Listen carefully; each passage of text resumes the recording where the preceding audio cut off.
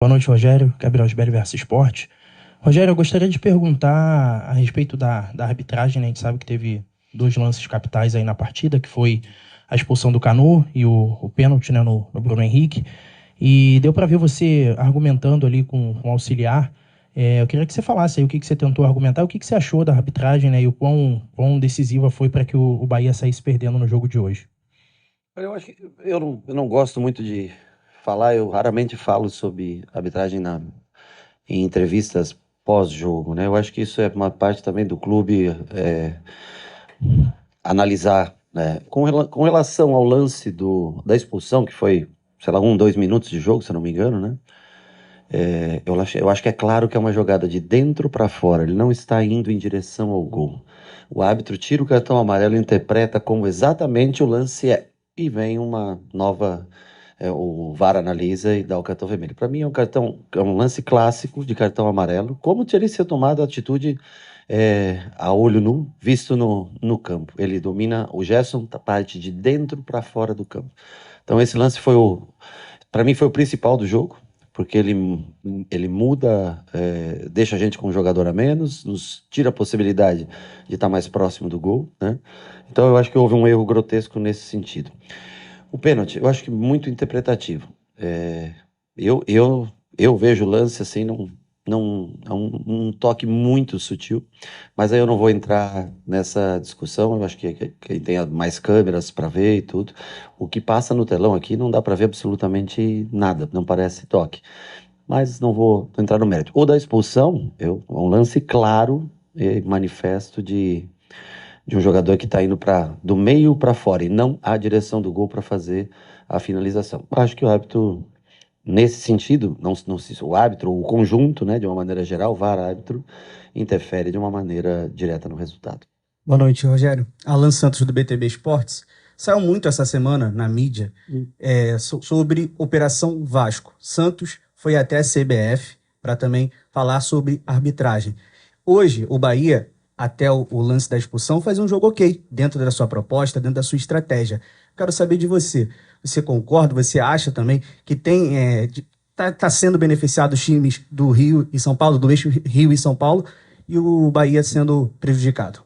Não, eu não entro nesse tipo de questão, não é minha área falar sobre isso, não tenho nada a dizer sobre esse assunto. Dentro do jogo, o que aconteceu, dentro da proposta de jogo que nós tivemos, nós fomos muito bem.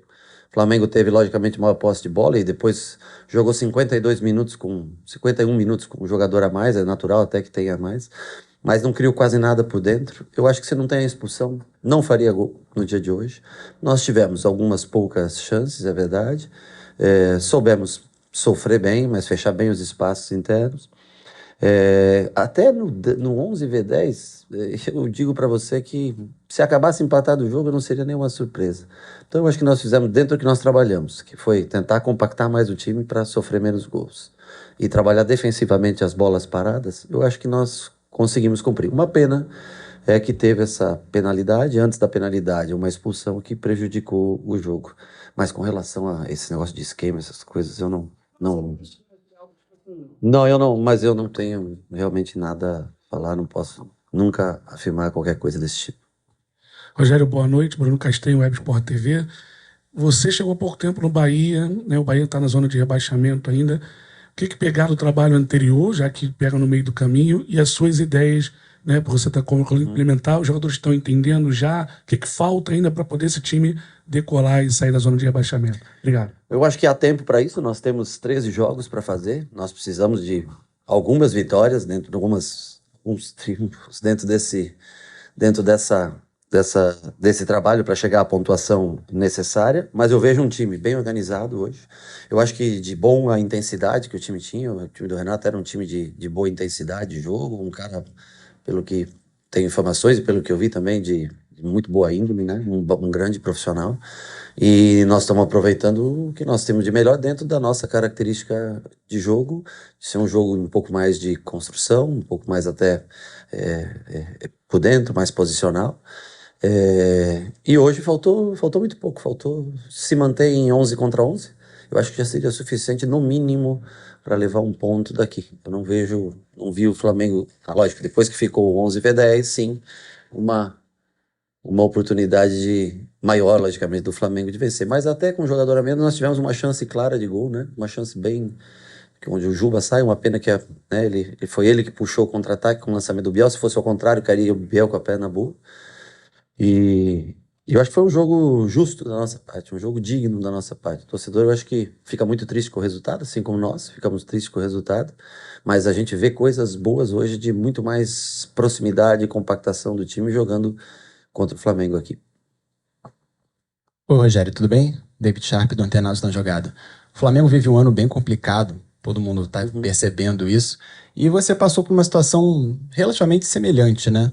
A maneira com que você saiu, teve áudio vazado, o clima interno muito conturbado, disseram que o elenco, que o staff não gostava de você. Eu queria que você fizesse um paralelo entre esse momento, claro que você não está mais lá, mas baseado no que você viveu, o Flamengo que teve... Não, o nosso momento é bem distinto. Eu fui três vezes campeão aqui.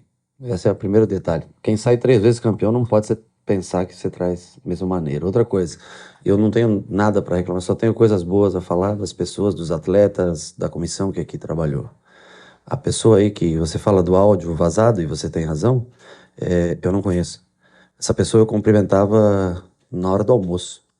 Ele não pode falar absolutamente nada de mim, porque eu nunca troquei mais do que um bom dia com essa pessoa. Eu não sei o nome da pessoa. Eu via, talvez, na hora do almoço. Eu nunca entrei na sala dessa pessoa.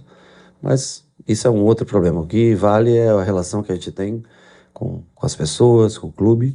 E problemas todos passam a ver. Nós, como Bahia, agora eu respondo pelo Bahia, passamos por essa dificuldade de estar na zona de rebaixamento, mas eu tenho convicção que nós sairemos. O Flamengo não tem os seus problemas e tem pessoas capacitadas para resolver.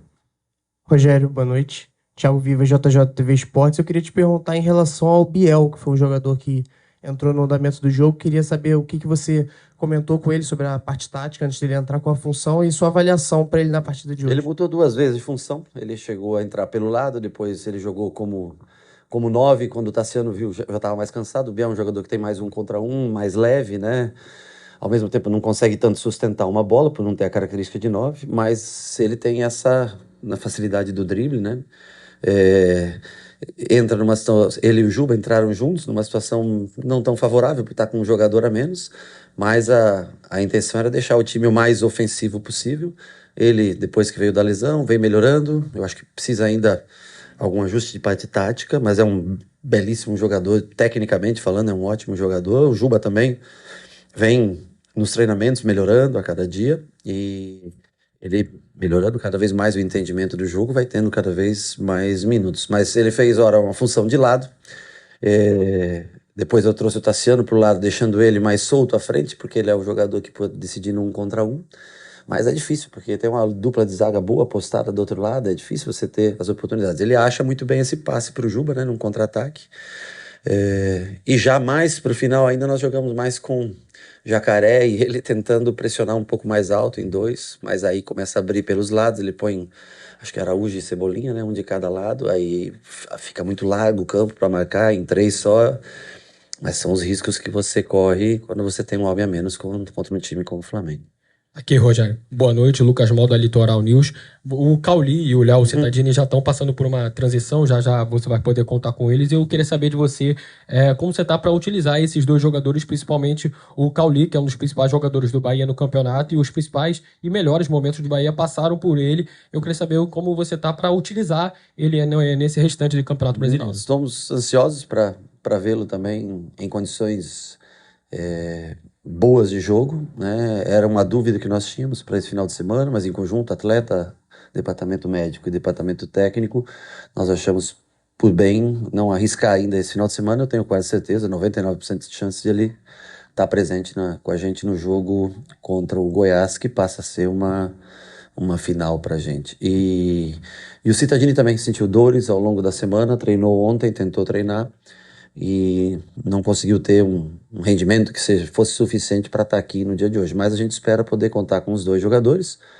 Não sei se consegue colocar os 2 ao mesmo tempo em campo, mas nós vamos pensar numa maneira de utilizá-los começando o jogo ou no decorrer do jogo. Se eles tiverem, tem que ver aí a avaliação física durante a semana, vão treinar mais essa semana.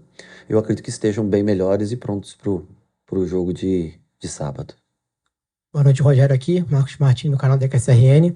Você tem 11 jogos contra o Flamengo como técnico, 11 derrotas. É claro que cada jogo tem a sua circunstância, tem a sua peculiaridade. Sim, Mas eu queria saber de você, no geral, em linhas gerais, claro.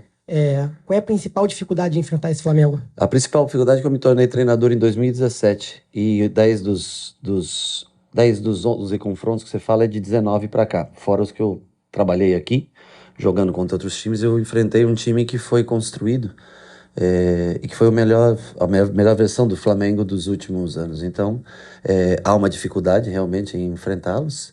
E no caso de hoje também tem outros componentes que a gente viu aí que são determinantes para que a vitória aconteça do Flamengo. Mas é a melhor versão do Flamengo. É só uma única vez em 2017, que ainda, né, mas nós tínhamos, foi quando o São Paulo vendeu 5 jogadores, na mesma semana vendeu no começo do ano, e nós não tínhamos jogadores realmente para fazer um jogo frente a frente. Mas esse talvez tenha sido um dos jogos mais consistentes, mais regulares que nós fizemos, dando poucas possibilidades ao Flamengo para fazer gols.